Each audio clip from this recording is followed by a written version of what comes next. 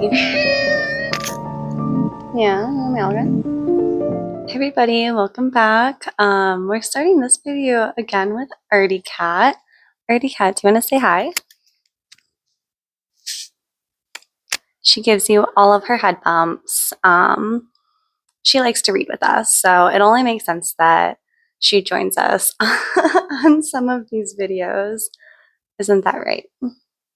So today we're going to do the My Book Lore tag that Carrie started. As some of you may know, if you follow me on Instagram, I've noted that Carrie is one of my biggest inspirations to actually try this and try and share my opinions. I think she's a really cool booktuber. If you haven't heard of Carrie Can Read, please go check out her channel. She's amazing. And she started this book tag or YouTube tag about my lore and where my lore started. I think she got it from Bookstagram. But I have over here on a little side table the list of questions, and I'm just going to read them and then I'm going to answer them.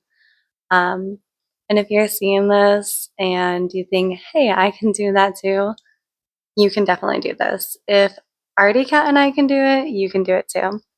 So let's get started. The first question is, what's the first book you remember reading by yourself? I don't know. I don't have an exact memory of the first book that I picked up off the shelf and sat down and read by myself, start to finish.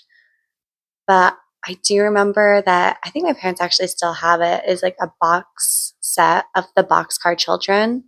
So those were always books that even when I was home, I could go pick up and read. I remember reading Amelia Bedelia, and I think there's another general one that's Judy something. I can't even remember it. It was so long ago. If I think back to the first book, it was chapters. So past it was just a while. If I think back to the first book that is many chapters and what I think of as young adult books these days, I would have to say the two that stand out are the Percy Jackson series, specifically The Lightning Thief. I remember picking this up in a classroom and reading it and just being oh my goodness, I found the hyperfixation that I'm going to make my personality, which is Greek gods and goddesses. You also had that hyperfixation. We should be friends. One of the other books is the I Am Number 4 series. I actually have the movie cover of this book. But I remember way before sprayed edges were a popular thing. I saw this book in the bookstore,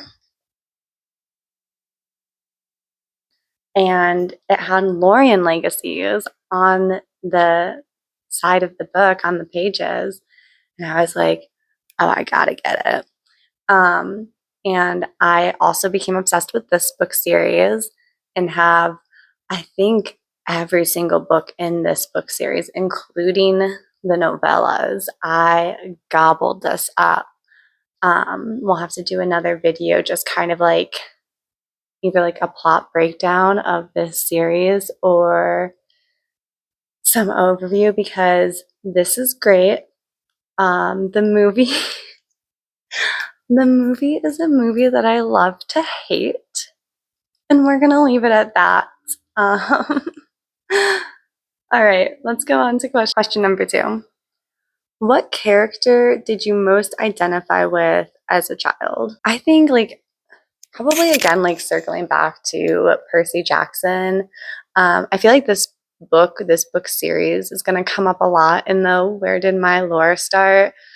So my lore is just Percy Jackson. He's great. The characters are amazing. But Annabeth Chase specifically, I think is the first time in my life, and like specifically in reading, where I was like, that character, her and I were like this.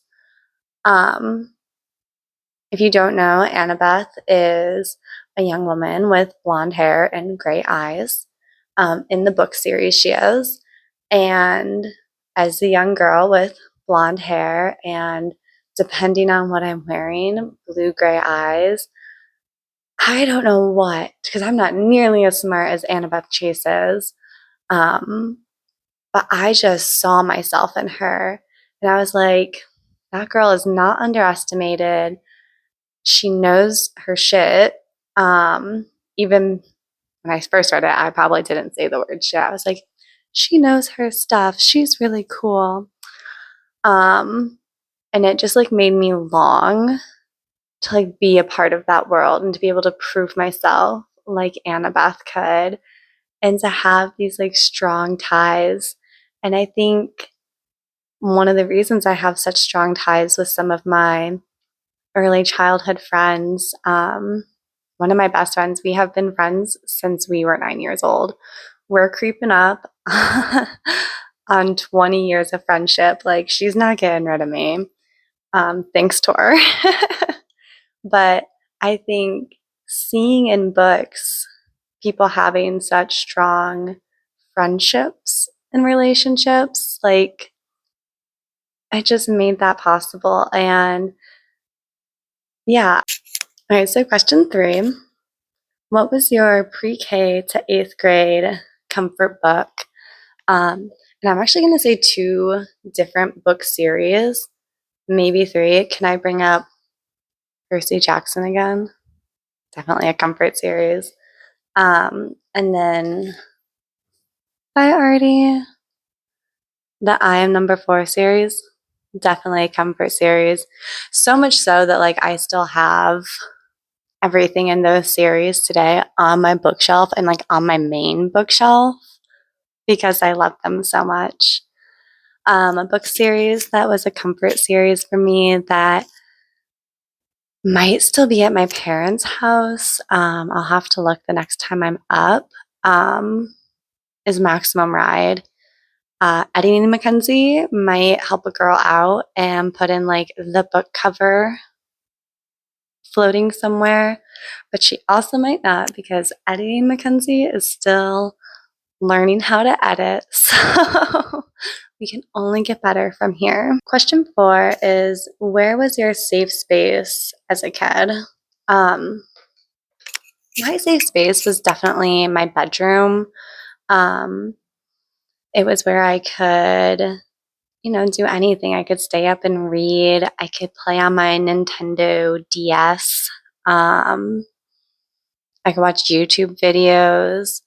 When I eventually was old enough and had a computer or phone that I could watch YouTube videos on, it's probably always been my safe space. Like even as an adult, I've like made sure that like that is a place where I can just go and unapologetically be me, whether that's, rereading a book for I don't know how many times, or re-listening to a book, or watching like silly YouTube videos. um, yeah, I think now as an adult, that safe space has expanded to my whole house, which is quite lovely that I have now multiple rooms where I can feel safe and cozy. But as a kid, it was definitely the environment that like I controlled. And like shout out to my parents who were just very great with who I was as a kid and letting me express myself. But yeah, so just like spaces where I could unapologetically be myself. Those are my safe spaces. And now I'm lucky enough that, yes, the house where I live is a safe space. But I think as an adult, if we're looking at this now, like the place I feel safest is with my partner. He just always takes care of me, and make sure I'm never alone or never embarrassed. So he is now my safe space. Question 5, moving away from my cheesy life to the possible cheesy lives that I read about. How has your taste in books changed since childhood? So I have examples too. I don't know if you've picked up on it, but I have examples of the books that I like that I am lucky enough to have. So, childhood, again, Percy Jackson. I can't sing, I'm sorry, guys. Love Percy Jackson. But I was also raised in the like prime or peak dystopian teenage novel. So you bet I read Divergent. And you can also bet I am a Hunger Games girly. Like, let's go. Um, so the Hunger Games didn't mention before because probably wasn't a comfort book when I was a kid, but has become a comfort book for me as an adult. Um, a couple years ago, I bought the audiobook version with Tatiana Maslany being the narrator, and she's one of my favorite actresses. Um, and I think she just captures Katniss's point of view so well with her words. And I know she's reading our queen, Suzanne Collins' words, but she's a very talented voice actor. So kind of like dystopian, sci-fi, fantasy, one person like putting up a fight was my go-to as a child. Like, yes, yes. And now as an adult, I still really like those. So I'm also a romance girly, especially these days as an adult when it's appropriate to read romances. Miss Julia Quinn, another one of our queens. I love me a good romance. And my other example is Ali Hazelwood. I give them all the status of queen because these are both instant buy authors for me. I'm a romance reader, and I love that. I love that I've changed and grown, but like I do still enjoy the things that I read in my youth. But I've expanded and I've learned that it's not necessarily embarrassing to want to pick up a romance and watch two people fall in love and the chaos that sometimes ensues. So that's how my preferences have changed. Okay, question 6. How were you encouraged to read? I feel like there was the like just general encouragement from school. But honestly, I feel like the biggest place that I was encouraged to read was from my friends. A lot of my friends are really big readers. Like even more to this day than I am. Like I am impressed at their reading abilities and how much they're able to read in a year and how they're able to put that back out into the world with recommendations and book clubs. So my friends have always been very influential to me. Like it was cool in my friend group to read and to exchange information on what we were reading, even if that wasn't necessarily like the same thing or the same interest. I had friends that were really big into the warrior cats, and that's just unfortunately something that I never picked up. And I think I was one of the few people in our friend group to read I Am Number 4, and I clearly loved it. So mostly I would say my friends. Also, just growing up with two parents who were also teachers, I was always encouraged to read. It was something that, like, it was always a yes. Like, there wasn't always a yes to everything I wanted growing up, but like, a book was always a yes. It's like, Mom, can I add this book to the cart? And she's like, yeah, it's a book. It's good for you, which has clearly carried over into my adult life because now it's just ingrained into my soul. It's always okay to buy a book. Question 7. What book have you wanted to return to recently? Question 8 is what is your favorite YA series? For me, this is a little bit of a repeat because I think the earlier questions were supposed to be like younger, even younger Mackenzie than I was thinking. And your girl just doesn't have that good of a memory. So I said Percy Jackson for those ones. And yes, Percy Jackson is going to always be my favorite young adult series. It just holds up every time I reread it or every time I re-listen to it. Knocks out of the park. Everything about this, I think, is a 10 out of 10. 5 stars all around. All right, question 9. What is a book that you had to read in school but loved? So, I can't choose. I'm terrible at that. So, I have 3. We're going to start with my favorite high school book that I had to read, which was The Hobbit. And specifically, this physical book is probably one of my favorite books that I own. And that's because this was my dad's copy at first. And it was his copy from when he had to read it in high school. And then when I had to read it in high school, he found it and gave it to me. So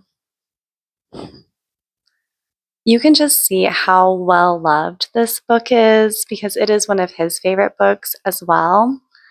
The Hobbit is my favorite Tolkien book. It is one of my favorite books and stands up. I read it in high school and I've read it again a couple of times as an adult. One of my favorite books. The next 2, I didn't have to read until I was in college. So I was a psychology major, and these 2 books I originally rented, and at the end of the semester, I couldn't give them back. So the first one, actually the second one I read, but the first one I have in my hand is Left Neglected. These are both true stories, and I think they're both true stories.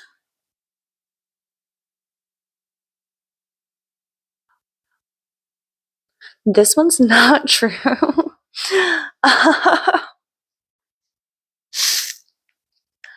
Okay, so pause, rewind. So one of the ones I read in college is Left Neglected, and yeah, I don't know. I haven't really been giving descriptions on these books. I guess this is just like a free-for-all for everybody, but really liked reading this book. Didn't want to give it back when the semester was over. And then of the 2 college books, my favorite was Brain on Fire. I loved this book. I had to annotate this book when I was reading it. I don't even know if that was a good page to show, but it was so well written. And Brain on Fire is a true story, unlike Left Neglected, which I thought they both were true.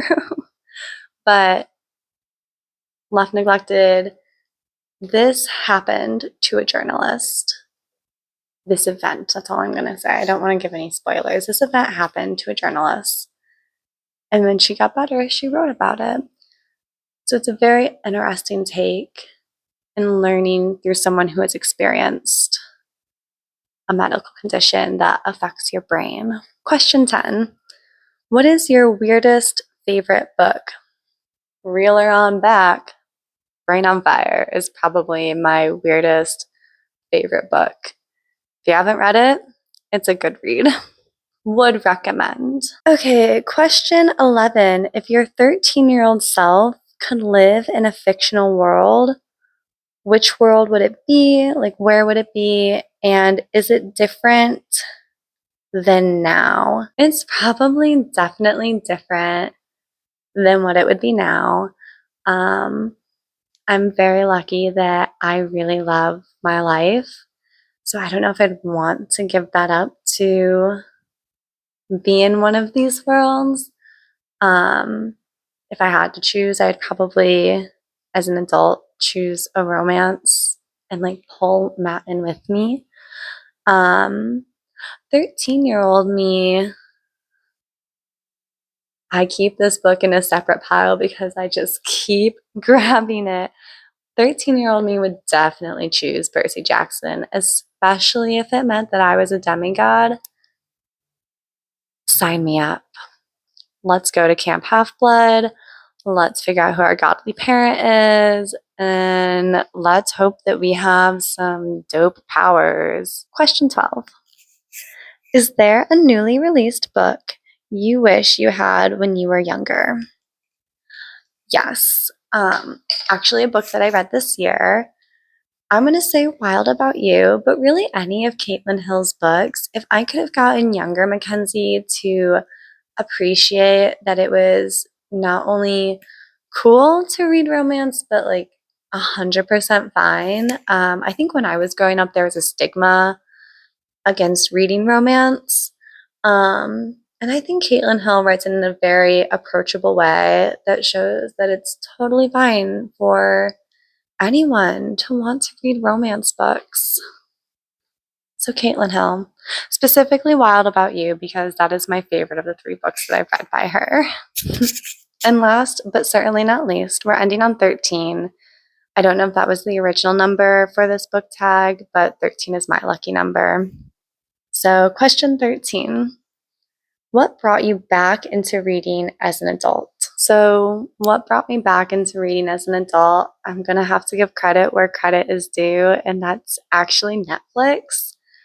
When I was living by myself in the first apartment I lived in, where it was just me and Artie Cat, what's a girl to do on weekends when she's an introvert and hasn't rediscovered her love for reading yet? Netflix. And it was the era of Netflix finding absolutely amazing books and making them into great TV shows. So, Bridgerton, super big one. I binged Bridgerton. I don't know how long it took me, but I was eating it up. And then I found out that it was a book series. I went and I bought the first 4 books.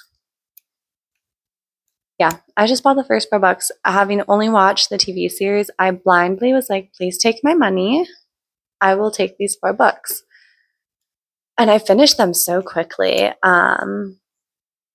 Such a compliment, like that. I mean it as a compliment that I finished a book quickly. I couldn't put it down. So then I think like the next weekend, I went back and bought the next 4 of Bridgerton because it's an 8-book series. But that wasn't the only one. That was also of the era of Shadow and Bone on Netflix. And I don't have the Shadow and Bone trilogy, but I do own the Six of Crow duology because I thought that was the best series of those like related series. I love Six of Crows. I love the heist. I think I actually listened to this duology. I know I listened to the trilogy. And then I was like, no, I must have the trophy for my bookshelf. I do have the buying book hobby, which I'm lucky enough to have that hobby. But lastly, the book that also got me back into reading that is not from Netflix is Lore. I happened to see this just walking the bookstore.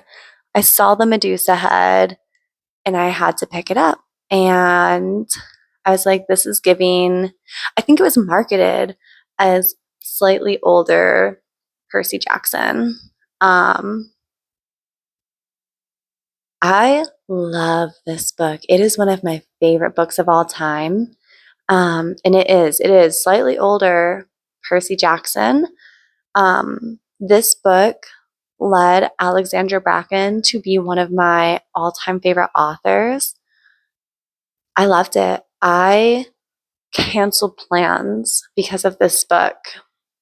Before Matt and I started dating, a group of us, like we have mutual friends, that's how we met. Um, Everyone was going out to a bar and they had texted me, they're like, hey, are you good? Are you coming? And I texted back like, sorry, can't make it. Accidentally started a book this morning and I'm not going to put it down. And that is what I sent to this group of friends, Matt included. And it's true. I think I fell asleep on my couch reading this book. So amazing. So if you need a good, slightly older Percy Jackson, if you also went through a Greek mythology phase, please pick up Lore. Please listen to it. The audiobook is good. This is one where I did it in reverse. I read it, loved it, and then got the audiobook because I was like, I must listen to this again. I have to be in this world again. If you want like the perfect time to read it, I think this is a really good autumn read.